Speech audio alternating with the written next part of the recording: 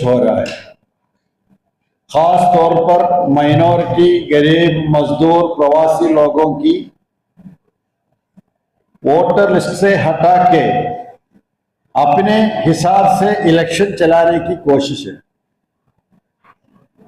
और बंगाल के अंदर जिनको वोटर लिस्ट से हटाया उनको सरकार स्कीम मना कर रहे, और बहुत चर्चा भी हुआ है, अभी तकरीबन सॉल्व हुआ है। टेलीग्राफ एडिटर राजगोपाल को उसमें नाम नहीं बोल के उनको पासपोर्ट भी डिने किया है। इसलिए एसआईआर देश की अलग अलग स्टेट में, अभी तो कर्नाटका में हो रहा है, ये पहले जनता सरकार को इलेक्ट किया था, अभी सरकार जनता को इलेक्ट कर रहे। कौन है देश में हमें वोट देने वाला, कौन होना है, वो डिसाइड सरकार कर रहे। और सरकार को भी क्लैरिटी नहीं है इसमें, सिर्फ एक ही मकसद है, कुछ लोगों को वोटर लिस्ट से हटाना, इसके अलावा कोई क्लैरिटी नहीं है। इसलिए एसआईआर को लेके हम लोग और भी आगे हम लोग कैंपेन करेंगे, ये इशू को लोगों के सामने रखेंगे और सभी पॉलिटिकल पार्टी के साथ उसके खिलाफ हम लोग कैंपेन करेंगे। और एक बड़े मसला है देश के अंदर, ईदगाह, मस्जिद, दरगाह माइनॉरिटी लोगों की घर मकान बिना नोटिस, बिना ऑर्डर डिमोलिश कर रहे हैं। ये बहुत सारे स्टेटों के अंदर कोर्ट की तरफ से फैसला आया है, फिर भी बिना नोटिस, बिना कुछ भी इंक्वायरी के बिना डिमोलिश कर रहे हैं। खास तौर पर माइनॉरिटी और बॉर्डर इलाका में मस्जिद और ईदगाह को डिमोलिश कर रहे हैं।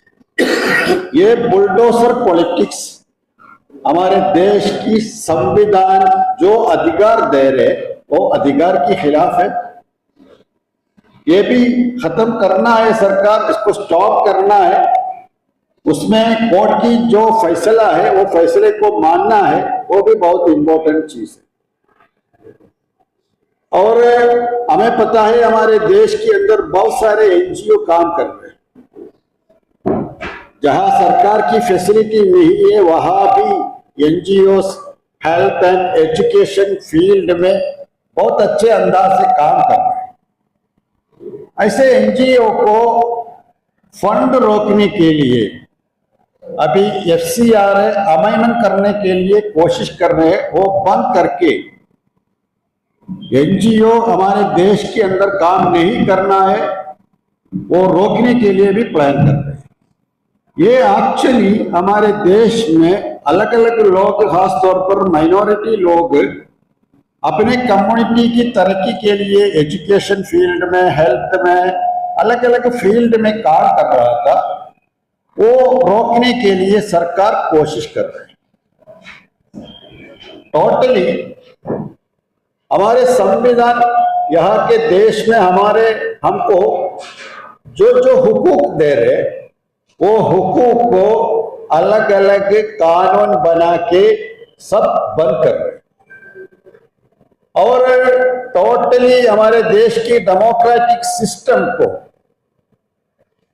बर्बाद कर रहे हैं सरकार। और बंगाल के अंदर हमने देखा है, बाकी स्टेटों में हम देखा है। इसलिए यह डेमोक्रेटिक सिस्टम को खत्म करने के लिए बीजेपी सरकार बहुत तेजी से काम कर रहे हैं। इसमें social democratic party of India 2 point में काम करना चाहते हैं। एक तो बीजेपी के खिलाफ सभी पॉलिटिकल पार्टीज को लेके मिलके हम लोग काम करना है। बीजेपी सरकार को ये संविधान की हुकूक को हटाने की कोशिश कर रहे हैं ना, वो कोशिश को रोकना है, नंबर 1। उसके साथ साथ अभी हमें पता है बहुत सारे पॉलिटिकल पार्टी अपने पार्टी को बचाने के लिए कोशिश कर रहे हैं। संविधान को बचाने के लिए टाइम उनके पास नहीं है, अपने पार्टी को बचाने के लिए कोशिश कर रहे हैं। इसलिए ये सभी पॉलिटिकल पार्टी की ऊपर उम्मीद रख के आराम से नहीं बैठना है। हम लोग अपने हिसाब से पॉलिटिकल फील्ड में बहुत मजबूती से काम करना, पार्टी को और मजबूती से तेजी से इलेक्ट्रल पॉलिटिक्स में इन्वॉल्व करना, उसके लिए भी हम लोग ये नेशनल कमेटी में प्लान किया है। आने वाले दिनों में पार्टी हर स्टेटों में ये सब इशू को लेके हम प्रोग्राम करेंगे और आने वाले जो भी इलेक्शन है वो इलेक्शन के अंदर हम लोग बहुत एक्टिवली इलेक्ट्रल पॉलिटिक्स में एक्टिव करेंगे, वो भी तय किया है। और एसटीपीए सिर्फ एक कम्युनिटी के लिए काम नहीं कर रहे, बल्कि देश के सभी मजलूम तबका, माइनॉरिटी और पिछले तबके के लोगों के लिए काम कर रहे, अपने संविधान को बचाने के लिए काम कर रहे।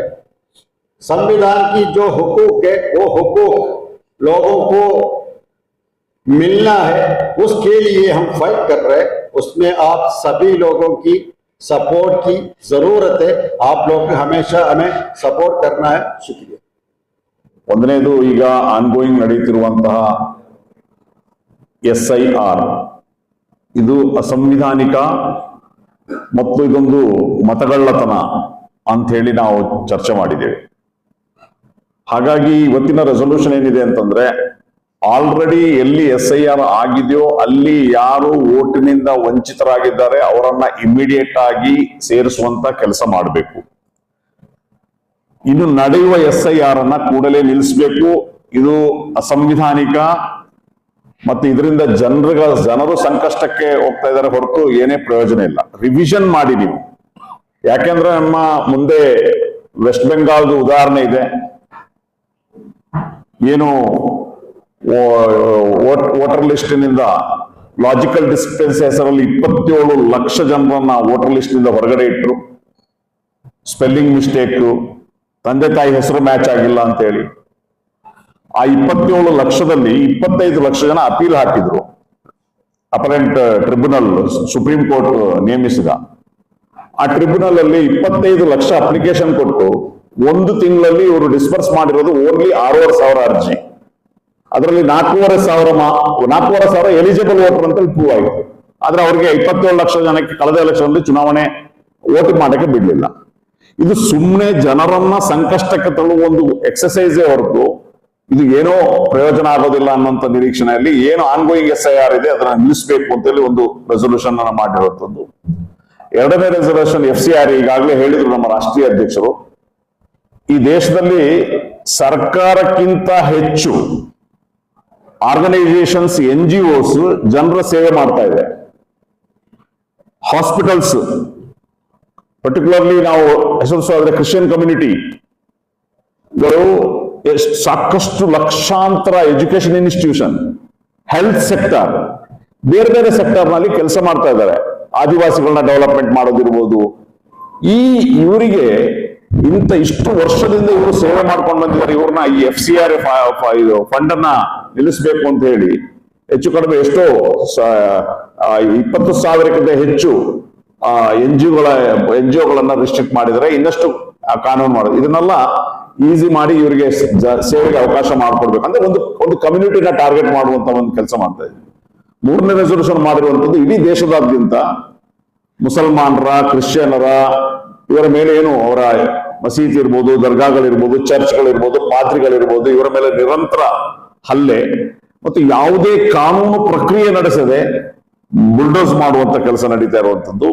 ಇದನ್ನ ನಾವು ಖಂಡಿಸುವಂತ ಒಂದು ರೆಸೊಲ್ಯೂಷನ್ ಅನ್ನ ಮಾಡಿದ್ವಿ. ಹಾಗಾಗಿ ಬೇರೆ ಬೇರೆ ಇನ್ನಷ್ಟು ರೆಸೊಲ್ಯೂಷನ್ ಗಳನ್ನ ನಾವು ಮಾಡಿದ್ವಿ. ನಾವು ನಿಮ್ಗೆ ಮೇಲ್ ಮೂಲಕ, ಗ್ರೂಪ್ ಮೂಲಕ ನಾವು ಡೀಟೇಲ್ ಅಂದ್ರೆ ಏನು ಅದರ ಡೀಟೇಲ್ ಅನ್ನು ಮುಂದೆ ಕಳಿಸ್ಕೊಡ್ಲಿದೆ.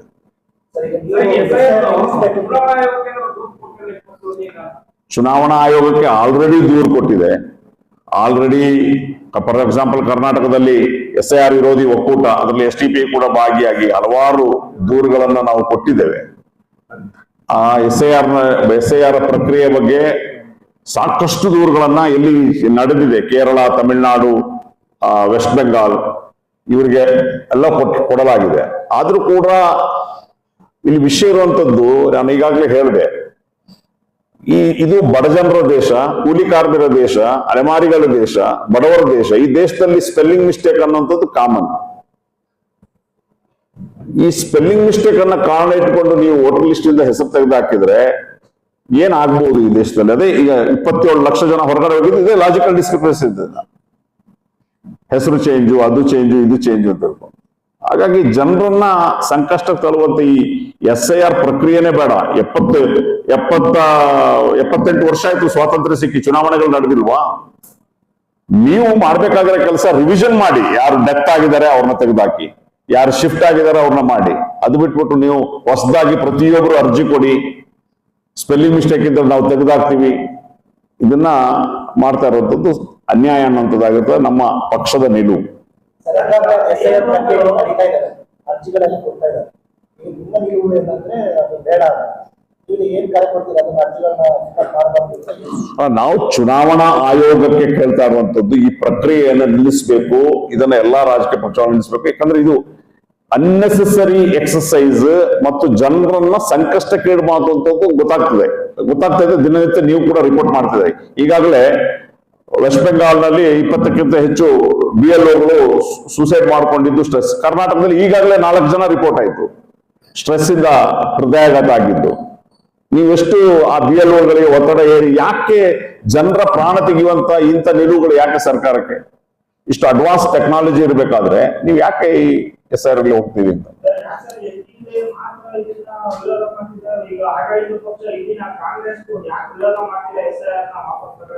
ಅದು ನೀವು ಅವ್ರ ಹತ್ರ ಕೇಳಬೇಕು. ಬರೀ ಕಾಂಗ್ರೆಸ್ ಮಾತ್ರ ಅಲ್ಲ, ಬೇರೆ ಬೇರೆ ಸಂಘಟನೆಗಳು ಈ ಕರ್ನಾಟಕ ರಾಜ್ಯದಲ್ಲಿ SIR ವಿರೋಧಿ ಒಕ್ಕೂಟ ಅಂತಾನೆ ಮಾಡಿಕೊಂಡು ಈ ಎಲ್ಲಾ ಪ್ರಕ್ರಿಯೆಗಳ ಬಗ್ಗೆ ನಾವು ಪ್ರತಿಭಟನೆಗಳನ್ನ ಆಗಾಗ ಸಲ್ಲಿಸ್ತಾನೆ ಇದ್ದೀವಿ. ಏನೆಲ್ಲ ಪ್ರಕ್ರಿಯೆ ಆಗ್ತದೆ ಅದನ್ನ ಸಲ್ಲಿಸ್ತಾನೆ ಇದ್ದೇವೆ.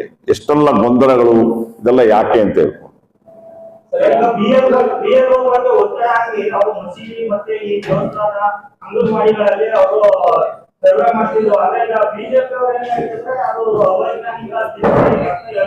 ನಾನು ಇವ್ರನ್ನ ಈ BJP ಲೀಡರ್ಸ್ ಇದಾರಲ್ಲ, ಇವರಿಗೆ ಈ ಪ್ರಕ್ರಿಯೆ ಬಗ್ಗೆ ಐಡಿಯಾನೇ ಇಲ್ಲ, ಮೂರ್ಖರು ಅಂತ ಹೇಳ್ತೀನಿ ನಾನು.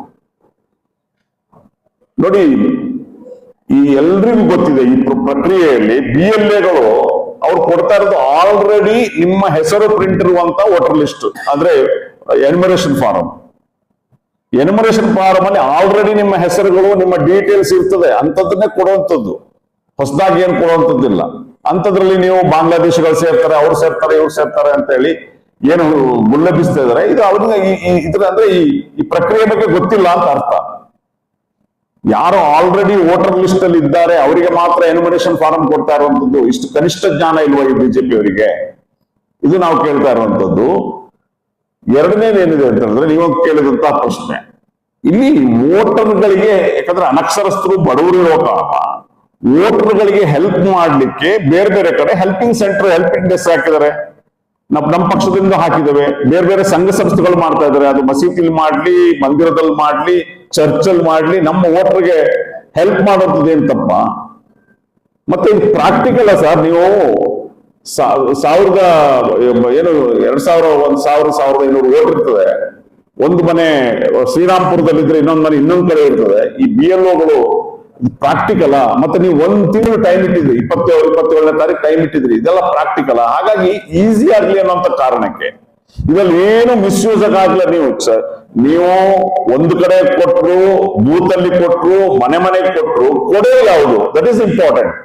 ಕೊಡೋದು ಎನ್ಯುಮರೇಷನ್ ಫಾರ್ಮ್ ಐಡೆಂಟಿಫೈ ಮಾಡಿ. ಅಬ್ದುಲ್ ಮಜೀದ್ ಅಂದ್ರೆ ಅಬ್ದುಲ್ ಮಜೀದ್ಗೆ ಕೊಡೋದು, ಲೋಕೇಶ್ ಅವ್ರ ಅಂದ್ರೆ ಲೋಕೇಶ್ ಅವರಿಗೆ ಕೊಡೋದು. ಅದರಲ್ಲಿ ತಕರಾರು ಯಾಕೆ? ನೀವು BLOಗಳಿಗೆ ಯಾಕಷ್ಟು ಸ್ಟ್ರೆಸ್ ಮಾಡುವಂಥದ್ದು? ಈ ಒಂದು ಪ್ರಕ್ರಿಯೆಯಲ್ಲಿ ಒಂದು ತಿಂಗಳು ಕಾಲಾವಕಾಶ ಕೊಟ್ಟಿರಲ್ಲ, ಇದು ಒಂದು ರೀತಿಯಲ್ಲಿ ಬಹಳ ತೊಂದರೆ ಆಗಬಾರದು. ನಮಗೆ ಬೇಸರ ಆಗೋದು, ಈ ಇಷ್ಟೆಲ್ಲ ರಾಜಕೀಯ ಪಕ್ಷಗಳಿದ್ರು, ಕಾಂಗ್ರೆಸ್ ಗವರ್ಮೆಂಟ್ ಕೂಡ ಇದೆ. ಇದನ್ನ ಯಾಕೆ ಒಂದು ಸ್ಟ್ರಾಂಗ್ ಆಗಿ ತಡೆಯೋದಿಲ್ಲ ಅಂತ, ಯಾಕಂದ್ರೆ ಮುಂದೆ ಏನ್ ಕರ್ನಾಟಕದಲ್ಲೇ ಚುನಾವಣೆ ಇಲ್ಲ. ನಾನು ತುಂಬಾ ಜನ BLO ಜೊತೆ ಮಾತಾಡಿದೆ.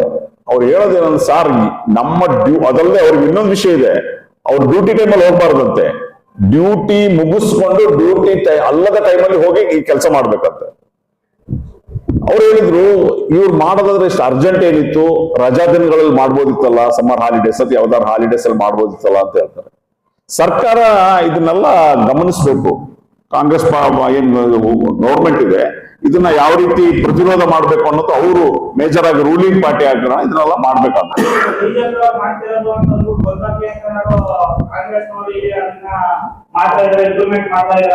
ನೋಡಿ, ಒಂದು ಬೇಸಿಕ್ ವಿಷಯ ನಿಮ್ಗೆ ಹೇಳ್ತೀನಿ. ಈ ಆಡಳಿತ ಪಕ್ಷಗಳ ರೀತಿ ಹೇಗೆ ಅಂತ ಹೇಳಿದ್ರೆ, ಇವರ ಜನವಿರೋಧಿ ನೀತಿ ಇದೆ. ರಾಷ್ಟ್ರದಲ್ಲಿ ಅನ್ಎಂಪ್ಲಾಯ್ಮೆಂಟ್ ಇದೆ, ಭ್ರಷ್ಟಾಚಾರ ಮಿತಿ ಬಿದ್ದು ಹೋಗಿದೆ, ಬೆಲೆ ಏರಿಕೆ ನೀವು ಕೇಳೋ ಹಾಗೆ ಇಲ್ಲ. ಅಂದ್ರೆ ಟೋಟಲ್ ಒಂದು ಆಡಳಿತದಲ್ಲಿ ಕಂಪ್ಲೀಟ್ ಇವರು ವಿಫಲರಾಗಿದ್ದಾರೆ, ಟೇಕ್ ಆಫ್ ಆಗ್ತಾನೆ ಇಲ್ಲ. ಆ ಸಂದರ್ಭದಲ್ಲಿ ಅವ್ರು ಏನು ಅಂದ್ರೆ, ಜನರನ್ನ ಇದನ್ನ ಪ್ರಶ್ನೆ ಮಾಡಬಾರ್ದು, ಪ್ರತಿರೋಧ ತಗೊಳ್ಬಾರ್ದು, ಪ್ರತಿಭಟನೆ ಮಾಡಬಾರ್ದು, ಜನರನ್ನ ಡೈವರ್ಟ್ ಮಾಡ್ಬೇಕು, ಜನರನ್ನ ಬ್ಯುಸಿ ಇಡಬೇಕು. ಹಾಗಾಗಿ ಒಂದೊಂದೇ ಅಜೆಂಡಾ ಆಗ್ತಾ ಇರ್ತಾರೆ. ಅದರ ಒಂದು ಪ್ರಕ್ರಿಯೆ ಭಾಗನೇ SIR. ಜನರನ್ನ ಒಂದು ಐದಾರು ತಿಂಗಳಲ್ಲ, ಇದು 1 ವರ್ಷ ನಡೆಯುತ್ತೆ. ಕರ್ನಾಟಕದಲ್ಲಿ ಆದ ನಂತರ ನೀವೇ ಬರೀತೀರಿ ನೋಡಿ. ಕರ್ನಾಟಕದಲ್ಲಿ ಏನೋ 5.5 ಕೋಟಿ ವೋಟರ್ಸ್ ಇದ್ದಾರೆ ಅಂತಂದ್ರೆ, ಏನಿಲ್ಲ ಅಂತಂದ್ರೆ SIR ಆದ 1 ಕೋಟಿಗಿಂತ ಮೇಲೆ ಲಾಜಿಕಲ್ ಡಿಸ್ಪ್ಯೂಟೆನ್ಸಸ್ ಅಲ್ಲಿ ಇದಾಗ್ತಾರೆ. ಮತ್ತೆ ಇವ್ರದ್ದು ಏನು ದ್ವಂದ್ವ ನೀತಿ ಅಂದ್ರೆ, ಕೇರಳದಲ್ಲಿ ಲಾಜಿಕಲ್ ಡಿಸ್ಕ್ರಿಪೆನ್ಸೀಸ್ ಮಾಡಲಿಲ್ಲ, ತಮಿಳುನಾಡಲ್ಲಿ ಲಾಜಿಕಲ್ ಡಿಸ್ಕ್ರಿಪೆನ್ಸೀಸ್ ಮಾಡಲಿಲ್ಲ, ವೆಸ್ಟ್ ಬೆಂಗಾಲ್ ಅಲ್ಲಿ ಮಾಡಿದ್ರು, ಕರ್ನಾಟಕದಲ್ಲಿ ಮಾಡ್ತಾ ಇದ್ದಾರೆ. ಇದನ್ನ ನಾವು ಪ್ರಶ್ನೆ ಮಾಡ್ತಾ ಇರೋದು.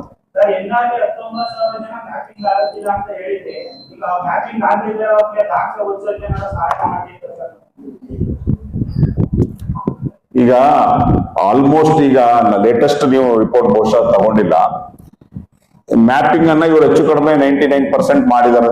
ಬಹುಶಃ ಇಡೀ ಮೈಸೂರು ಜಿಲ್ಲೆಯಲ್ಲಿ ಏನೋ ಒಂದು 1 ಲಕ್ಷದ ಕೆಳಗೆ ಬಾಕಿ ಇದೆ ಅಂತ. ಈ ಮ್ಯಾಪಿಂಗು ಕೂಡ ಹೇಗಾಗಿದೆ ಅಂತ ಹೇಳಿದ್ರೆ, ಯಾರ್ದೋ ಮ್ಯಾಪಿಂಗು, ಈಗ ಹೇಳ್ತಾರಲ್ಲ ಇಮಾಮ್ ಸಾಬಿಗೂ ಗೋಕುಲಾಷ್ಟಮಿಗೆ ಏನ್ ಸಂಬಂಧ ಅಂತ, ಯಾರ್ದೋ ಮ್ಯಾಪಿಂಗ್ ಯಾರಿಗೋ ಮಾಡಿದ್ದಾರೆ ಇವರು ಒತ್ತಡದಲ್ಲಿ, ಟಾರ್ಗೆಟ್ ರೀಚ್ ಮಾಡಕ್ಕೆ. ನಮ್ಗೆ as a political party, as an organisation ಮತದಾರರಿಗೆ ಏನ್ ಸಹಾಯ ಮಾಡ್ಬೋದು ಅದನ್ನ ನಾವು ಮಾಡ್ತಾ ಇದ್ದೀವಿ. ಬಟ್ ಸರ್ಕಾರಗಳು, ಎಲೆಕ್ಷನ್ ಕಮಿಷನ್ ಯಾಕೆ ಈ ಜನರನ್ನ ಗೋಳು ಇಟ್ಕೊಳ್ತಾ ಇದ್ದಾರೆ, ಇದನ್ನ ಜನ ಪ್ರಶ್ನೆ ಮಾಡ್ಬೇಕು.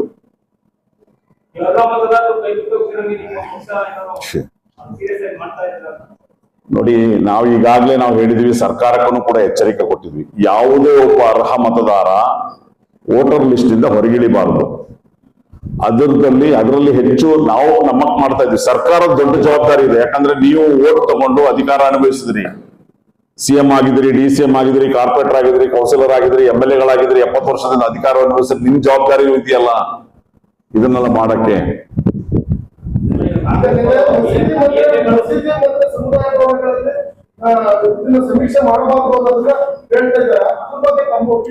ನಾನು ಈಗಾಗ್ಲೇ ಹೇಳಿದೆ, ನೀವು ಕೇಳಿಸ್ಕೊಳ್ಳಿಲ್ಲ ಅಂತ.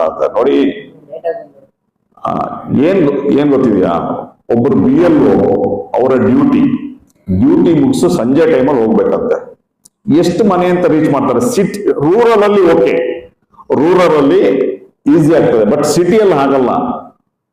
ಫಾರ್ ಎಕ್ಸಾಂಪಲ್ NR ಒಂದು ಮನೆ ರಾಜೀವ್ ನಗರದಲ್ಲಿ, ಇನ್ನೊಂದು ಎಲ್ಲೋ ಇರ್ತದೆ, ಇನ್ನೊಂದೆಲ್ಲೋ ಇರ್ತದೆ. ಪ್ರಾಕ್ಟಿಕಲ್ ಆಗಲ್ಲ. ಅಂತ ಸಂದರ್ಭದಲ್ಲಿ ಮತದಾರರಿಗೆ ಹೆಲ್ಪ್ ಆಗ್ಲಿ ಅಂತ ಒಂದ್ ಕಡೆ ಮಾಡೋದ್ರಲ್ಲಿ ತಪ್ಪೇನು?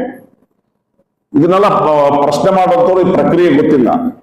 ಈ ವಿಷಯ ನಾವು ಕ್ಲಿಯರ್ ಆಗಿ ನನ್ನ ರಿಕ್ವೆಸ್ಟ್ ಏನು ಅಂತಂದ್ರೆ, ನಿಮ್ಮ ಮೀಡಿಯಾ ಪರ್ಸನ್ಸ್ ಬರಿಬೇಕಾಗಿರುವಂಥದ್ದು, ಅವ್ರು ಮಸೀದಿಯಲ್ಲಿ ಕೊಡ್ಲಿ, ಮಂದಿರದಲ್ಲಿ ಕೊಡ್ಲಿ, ಎಲ್ಲಾದ್ರೂ ಕೊಡ್ಲಿ, ಕೊಡೋದು ಯಾರಿಗೆ?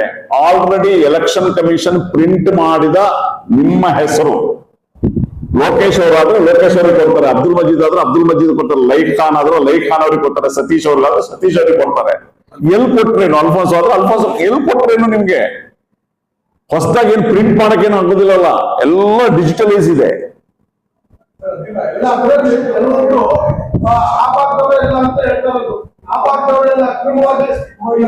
ಮಾಡಿಸ್ಕೊಂಡಿದ್ದಾರೆ, ಅಂಕಪಟ್ಟಿ ಅಕ್ರಮ ಅಂಕಪಟ್ಟಿ ಕೊಟ್ಟು ಮಾಡಿಸ್ಕೊಂಡಿದ್ದಾರೆ.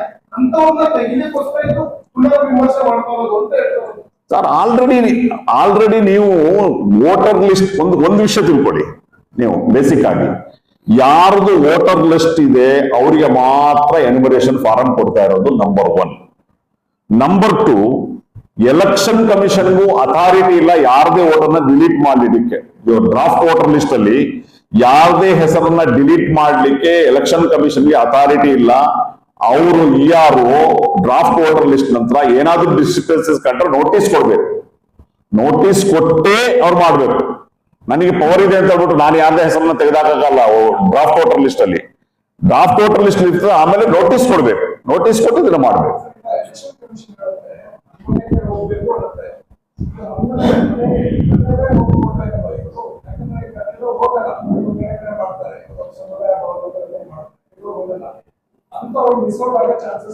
ಇಲ್ಲ ನೋಡಿ, ಅದು ಮಿಸ್ ಔಟ್ ಆಗಕ್ಕೆ ಚಾನ್ಸೇ ಇಲ್ಲ. ಯಾಕಂದ್ರೆ ಅದು ಜವಾಬ್ದಾರಿ.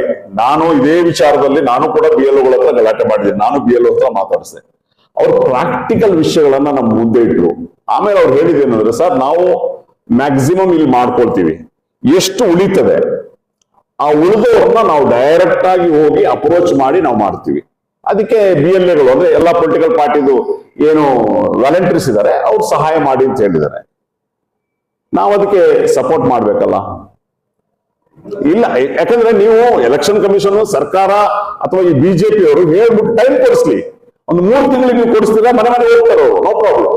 ನೀವು ವಿತಿನ್ 25 ಡೇಸ್ ಒಳಗಡೆ ಎನ್ರೋಲ್ ಆಗ್ಬೇಕು, ಡಿಜಿಟಲೈಸ್ ಆಗ್ಬೇಕು, ಎಲ್ಲ ಮಾಡ್ಬೇಕು ಅಂತಂದ್ರೆ ಆ BLOಗಳು ಅವರು ಏನ್ ಮಾಡ್ಬೇಕು? ಸರ್, ಇವರು ಎಲ್ಲೋ ಬುದ್ಧ ಮಾಡ್ಬಿಟ್ಟು ಹೊರಟೋಗ್ತಾರೆ. ಕೆಲವರು ಮನೆ ಹತ್ರ ಬರ್ತಾರೆ ಅಂತ ಕಾಯ್ಕೊಂಡಿರ್ತಾರೆ, ಬರೋದೇ ಇಲ್ಲ.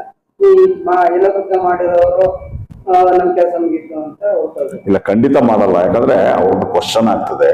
ಯಾರು ಬರೋದಿಲ್ಲ ಅವ್ರಿಗೆ ಹೋಗ್ತಾರೆ. ನಾರ್ಮಲಿ ಏನು ಅಂತಂದ್ರೆ ಅವ್ರು ಮನೆಗೆ ಹೋಗಿ ಮಾಡ್ಬೇಕು. ಬಟ್ ಮನೆ ಕೆಲವು ಕಾರಣಗಳಿಂದ ಮನೆಗೆ ಹೋಗದಿದ್ರೆ ಅವರು ಯಾರು ಉಳಿದಿರ್ತದೆ ಅವ್ರು ಖಂಡಿತ ಹೋಗೇ ಹೋಗ್ತಾರೆ. ಮತ್ತೊಂದು ಆಪ್ಷನ್ ಆನ್ಲೈನ್ ಕೂಡ ಇದೆ. ಇದು ಕೂಡ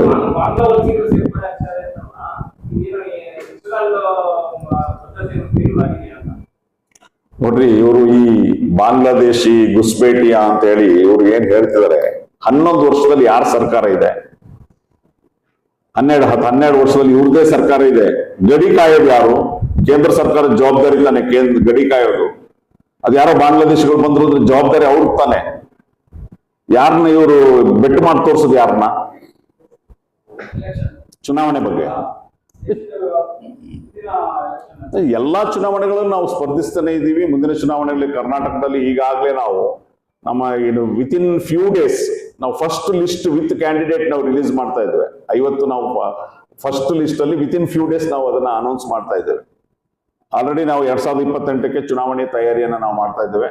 ಅದೇ ರೀತಿ ಲೋಕಲ್ ಬಾಡೀಸ್ ಏನು GBA ಇದೆ, ಜಿಲ್ಲಾ ಪಂಚಾಯತ್, ತಾಲೂಕ್ ಪಂಚಾಯತ್ ಇದೆ, ಗ್ರಾಮ ಪಂಚಾಯತ್ ಇದೆ, ಎಲ್ಲ ಚುನಾವಣೆ. ಅದೇ ರೀತಿ ದೇಶದಲ್ಲಿ ಈಗಾಗಲೇ ಹೇಳಿದ್ರು ನಮ್ಮ ನ್ಯಾಷನಲ್ ಅದು ಡಿಪೆಂಡ್ಸ್.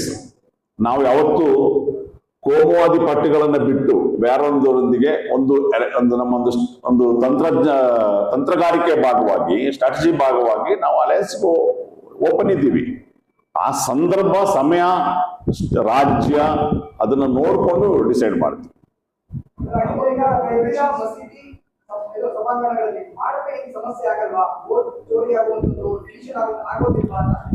ಸಾಧ್ಯನೇ ಇಲ್ಲ ಸರ್. ಯಾಕೆಂತಂದ್ರೆ ನನಗೆ ಮತ್ತೆ ನಾನು ರಿಪೀಟ್ ಮಾಡ್ತೀನಿ. ಬೇಸಿಕ್ ಅಂದ್ರೆ ಯಾರ ಮತದಾರರು 2025ರ ಎಲೆಕ್ಟ್ರೋರಲ್ ರೋಲ್ ಅಲ್ಲಿ ಇದೆಯೋ ಅವ್ರದ್ದು ಎನ್ಯುಮರೇಷನ್ ಫಾರಂ ಮಾತ್ರ ಪ್ರಿಂಟ್ ಆಗಿರೋದು. ಅದಲ್ಲದೆ ಒಬ್ಬರ ಹೆಸರನ್ನ ಯಾರಿಗೂ ಕೊಡಕ್ಕಾಗಲ್ಲ. ಯಾಕಂದ್ರೆ ಆಲ್ರೆಡಿ ಎವ್ರಿಥಿಂಗ್ ಈಸ್ ಡಿಜಿಟಲೈಸ್ಡ್.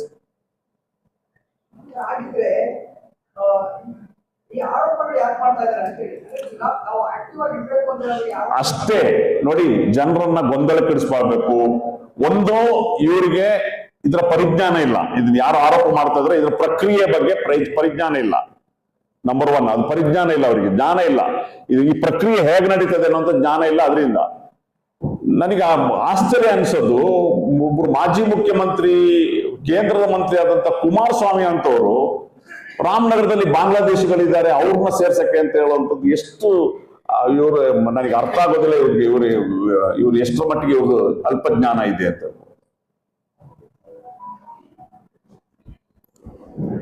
ಎಲೆಕ್ಷನ್ಗೆ ಕಾಂಪೀಟ್ ಮಾಡೋದ್ರಿಂದ ಸಹ ಇಂಡೈರೆಕ್ಟ್ಲಿ ಯಾರು ವಿರೋಧಿಸಿ ಈ ಕೋಮುವಾದಿ ಯಾವ ಇಲ್ಪಾಗಲು ನೋಡಿ, ನಮಗೆ ಯಾರಿಗೆ ಹೆಲ್ಪ್ ಆಗ್ತದೆ ಯಾರಿಗೆ ಹೆಲ್ಪ್ ಆಗಲ್ಲ ಅದು ನಮ್ಮ ಪ್ರಶ್ನೆ ಅಲ್ಲ.